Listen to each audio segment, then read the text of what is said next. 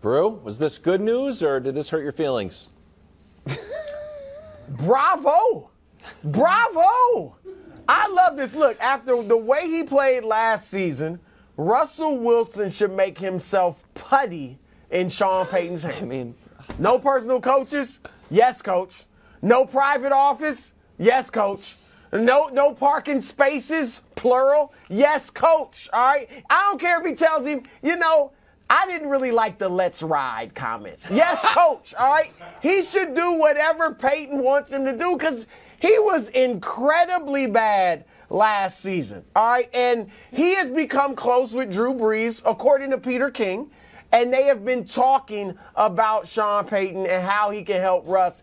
And at least reportedly, it looks like Russ is ready to listen and thinks Payton can help him get back to his former self. So I'm optimistic about this. Now, I know this scares Nick because if Payton can help Russ begin to cook in the AFC West, oh my. That's all I'm going to say. My. No, it'd be great. But I like this. Listen, nothing about the Denver Broncos has scared me since Peyton Manning retired, and rightfully so. They haven't beaten the Chiefs since before then. And furthermore, I love Sean Payton, not so much because he was a Fox colleague, because I never got to see him because he was out in L.A. Because Sean Payton is as directly responsible for the Chiefs having Patrick Mahomes as anyone in the league. Like, he's talked about it. The Saints were going to draft Mahomes at 11, which is why the Chiefs traded up to get him at 10. By the way, they traded up with Buffalo, which is something that I don't think gets talked about enough. They could have had Patrick Mahomes. Turns out they ended up going with Josh Allen next year. Point here, though, is about Russell Wilson. Why, Greg, would Russell Wilson acquiesce to Sean Payton when he would not to Pete Carroll? You can say, well, he didn't have to respect Nat Hackett. Pete Carroll's got the same amount of Super Bowl rings as Sean Payton. Pete Carroll's got a very similar Hall of Fame case, NFL resume, just with one additional Super Bowl appearance. And Russell Wilson would not, even though Pete Carroll bent over backwards to turn the team over to him, when Pete Carroll wanted things done a certain way, Russell Wilson turned on him. So why would this work when that relationship went sour, in part, I would think, because Pete Carroll had a very similar coaching philosophy that Sean Payton did? Well, for me, it's different. And first and foremost, I love what Sean Payton is doing. But it's different, Nick, when you get drafted into an organization and you become what everyone has deemed you to be, which is a franchise player, then you have relationship, you foster that the entire time, you have a little bit more say. But when you don't have success and you basically fall on your face and you have the worst season of your career, then all bets are off. A new head coach comes in, what he says goes. You have to be compliant. You cannot be the guy that you once were, because the guy that you were didn't work last year. And so guys in that locker room identify that. Sean Payton knows that, which is why he's there. And so if you want to see success and have success, you got to be willing to change on all fronts. What was, Brew, very quickly, we have 20 seconds. Would you agree Russell Wilson's biggest problem last year was a lack of self-awareness more than anything? Like, that's been his biggest issue. What makes anyone think that he all of a sudden has been humbled? What piece of evidence do we have that Russell Wilson is? Well, I think he was embarrassed. I think he was frustrated. I don't have any evidence. He had to be humbled. Okay. He had to be. I think he's intelligent. And he's intelligent enough to see, man, I was horrible last year. I don't care how cocky you are, how much you believe in yourself. He was bad, and he knows it. Now, he did get better once Hackett was gone. Last few games he played better. Peyton's even mentioned that. So, that's something to build on. But no, I'm with Greg. Like, he has to have been humbled, Nick. There's no doubt about it.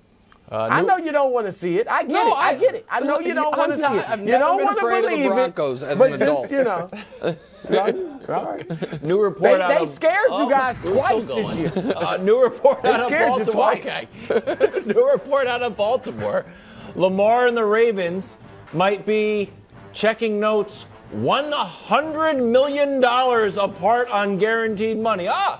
The good news is, at one point they were 120, so they got down. That's my reporting. Nick, do you think this gets solved or ends in a disaster for Baltimore, since they are currently $100 million apart. They do have a Mac Jones honorary Pro Bowler in Tyler Huntley. So they do have a Pro Bowl backup quarterback there. Tyler Huntley Listen, can we balled out, just by the way. fast forward to when they trade him to Atlanta? Can we just get there? This is not getting resolved. You can't bridge a $100 million gap in an offseason. Atlanta's got the number 8 pick, Desmond Ridder and Kyle Pitts. Send it in. There you Kyle go. I Pitts just did has the gotta trade. go. But yeah, instead of trading an additional first rounder, you're going to have send it in. You have Kyle Pitts and Mark Andrews because you don't have other receivers in Baltimore.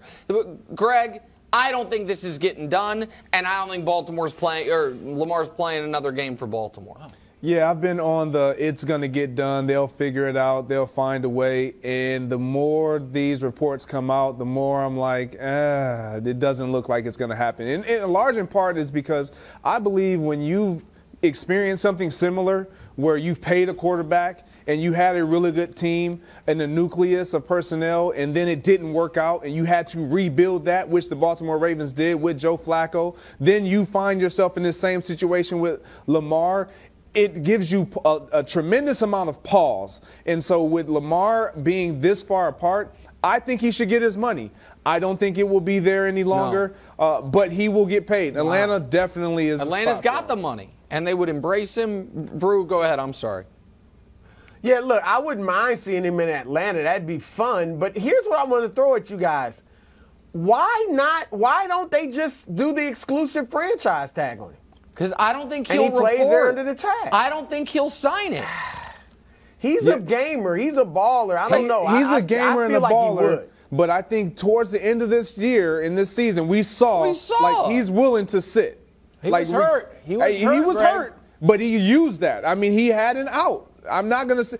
There's nothing. If I get hurt and I want to save my reputation, but I have an opportunity to lean into the fact that I am hurt. Yeah, I'm doing it. And if I'm Baltimore, I'm terrified that if he's on the franchise tag and he gets dinged again at the end of next year, it's going to be 3 straight years he's not available at the end because he doesn't have the long-term security. I think he's moved. I think his next game's with somebody else. Okay. Maybe the Patriots. It all kicks off Super Bowl Sunday at 1 p.m. Eastern on Fox. Thanks for watching. Subscribe here to get more from the show and to check out clips from other shows on FS1.